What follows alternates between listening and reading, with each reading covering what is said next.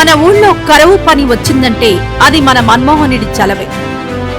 జననం మన్మోహన్ సింగ్ సెప్టెంబర్ 26, 1932న పంజాబ్లోని గాహ్ గ్రామంలో జన్మించారు. భారత విభజన తర్వాత తన కుటుంబంతో కలిసి భారత్కు వలస వచ్చారు. చిన్న వయసులోనే తన తల్లిని కోల్పోయిన సింగ్ తన అమ్మమ్మ చేతిలోనే పెరిగారు. ఆయన పుట్టిన గ్రామంలో విద్యుత్ కూడా లేకపోవడంతో కిరోసిన్ దీపం వెలుగులో చదువుకుంటుండేవారు. సింగ్ అమృత్సర్లోని హిందూ కళాశాలలో చదివి పంజాబ్ విశ్వవిద్యాలయం నుంచి బ్యాచిలర్, మాస్టర్ డిగ్రీలను పూర్తి చేశారు.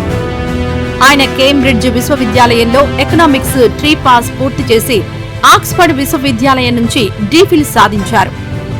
1966 నుండి 1969 వరకు ఐక్యరాజ్యసమితి వాణిజ్య అభివృద్ధి సదస్సులో పనిచేశారు.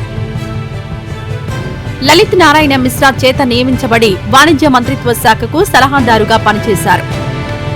1972లో ముఖ్య ఆర్థిక సలహాదారుగా, 1976లో ఆర్థిక మంత్రిత్వ శాఖలో కార్యదర్శిగా నియమితులయ్యారు. 1982లో భారత రిజర్వ్ బ్యాంక్ గవర్నర్ గా నియమించబడ్డారు. 1985 నుండి 1987 వరకు ప్రణాళికా సంఘం డిప్యూటీ చైర్మన్ గా పనిచేశారు.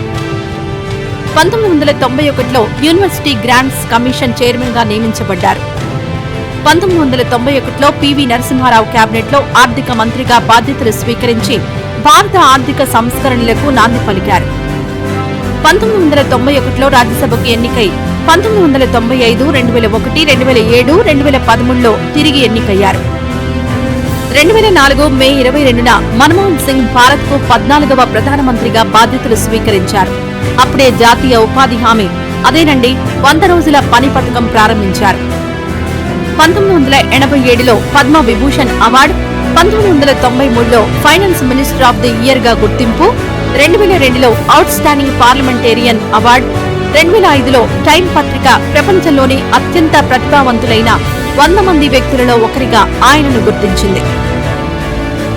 మన్మోహన్ సింగ్ భారత ఆర్థిక వ్యవస్థను కొత్త పుంతలు తొక్కించేందుకు అద్భుతమైన నాయకత్వాన్ని ప్రదర్శించి తాను ఒక నిపుణుడిగా, మార్గదర్శిగా చరిత్రలో నిలిచారు.